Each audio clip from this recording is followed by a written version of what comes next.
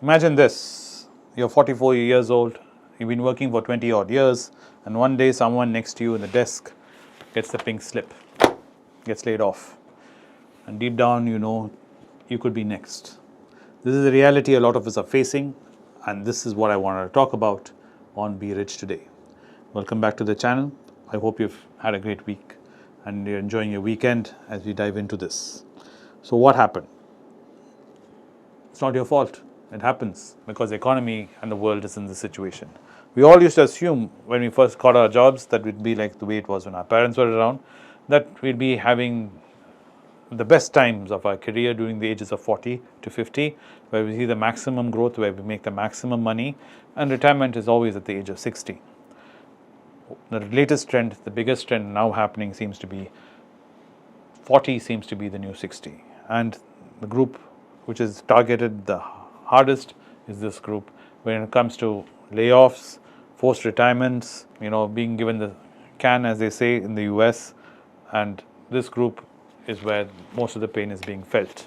This group is the one with the largest EMIs, home loan EMIs, kids in school, kids in mid-school, right? They're not finishing school, they're in the middle of the school life, they have aging parents who they have taken responsibility for, and this group is a group which has least done investing and thought of planning. And this is where I think you should be aware of what is happening. Why is this happening? It's thanks to automation, thanks to cost cutting, middle management thinning. Assuming that you're going to be sitting there and having your job till the age of 60 is not a very smart thing to do. And I would strongly suggest that you plan, and you plan starting now. Because you're in a situation where you cannot afford not to invest. I don't want to create panic. I don't want you to start getting scared. I know you have EMIs and you don't have any investment, and it's not your fault. And it would have been great if someone had told you this earlier.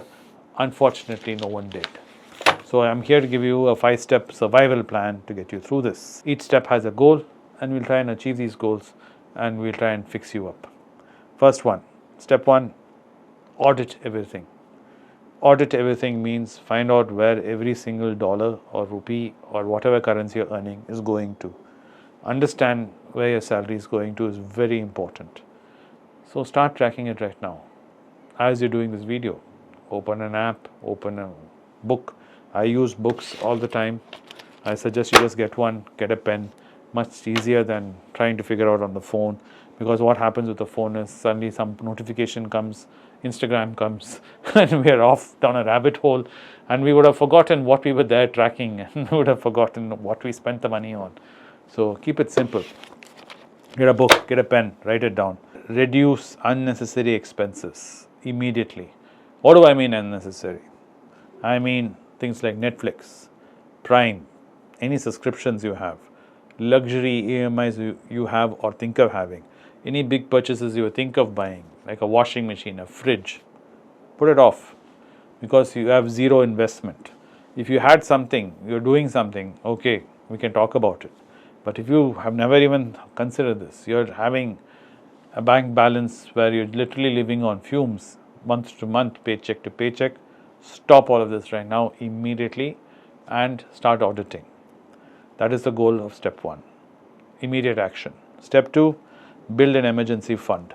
What is an emergency fund? Could be 100,000, start 100,000 rupees, or if it's in the US, it could be as low as $1,000, but start growing it to 6 months. So whatever your expenses are, you should reach that. If you're at the age of 42, living in India, your monthly expenses won't be a lakh or 100,000 rupees.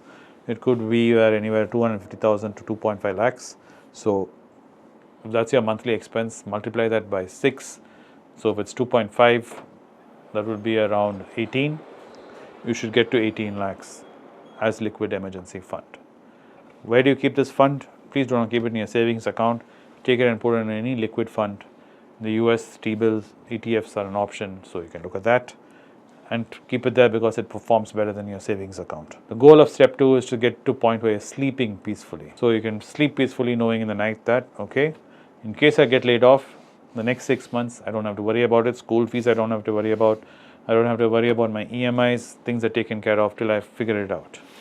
So that gives you an immediate cushion So that is the point of step 2. Then we move to step 3.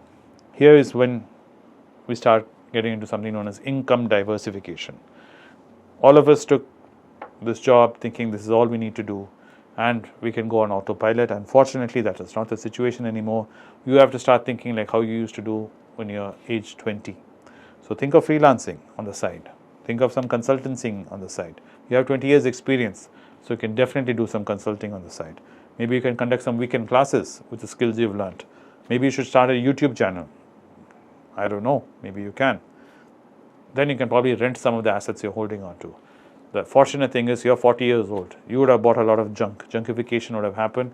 You would have a car which you're not using, cameras you're not using. Maybe you can rent it out. Maybe you can sell them off.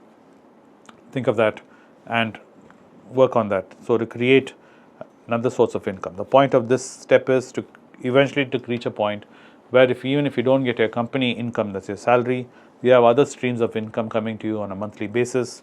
So you have some safety net happening. Then we move to step 4. Here we talk about upskilling and entrepreneurship.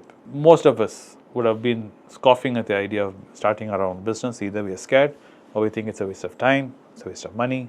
Unfortunately, it might be an option that you don't have a choice on. So if you have to start small, something which is low risk venture would be my idea. Maybe it can be a side gig which you're doing. Maybe you're big enough and you've been smart enough that you have some kind of a footprint so you can get sponsorship. Maybe you can offer some courses you can create and offer it online. So think of upskilling at the same time. You can be embracing AI and getting certifications done.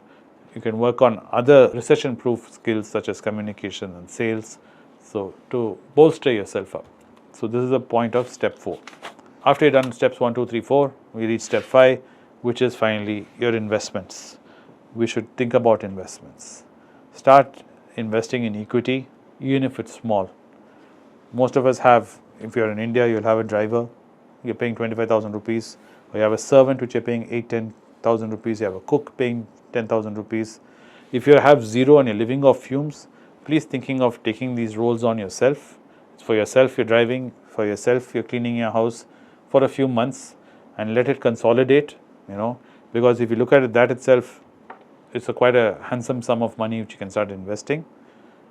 Or another way of looking at it is you're hiring another servant or another driver who you're paying 10K to, and that will be your investment which you're putting in the market, because a small sum of 10,000 rupees in the market compounds at 18%. Let's say you're 42 years old, by the age of 60, and if you're giving it a 10% increment on year, you can almost reach 2 crores by the time of 60.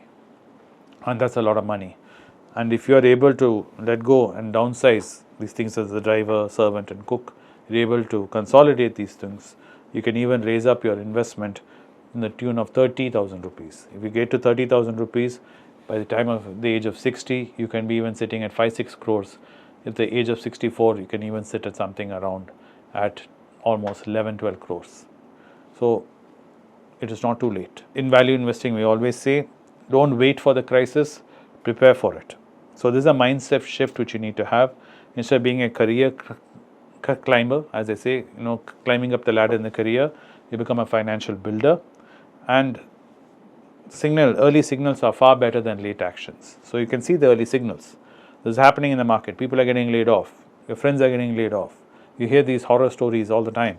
So it's a signal for you to take action, not to wait till it's too late and then take late action.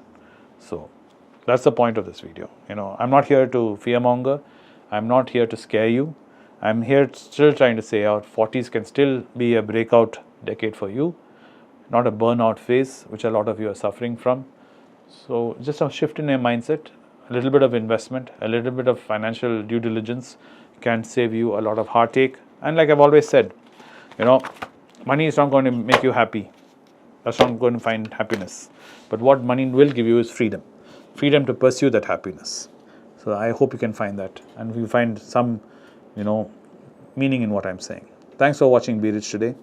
It's a short, sweet video. I wanted to just get this out. I had a nice, long, lengthy conversation in Tamil about all this in the morning in MoneyPechu with Vishnu. I hope you do catch that. If you haven't seen it, go there. It's saved over there in the live feed. And do drop in your comments there or here, and I'd love to read them. And I'll come back tomorrow with another one, and maybe it'll be stock specific. Thank you for watching Be Rich today. I hope you had a wonderful day and you have a wonderful evening. Thank you.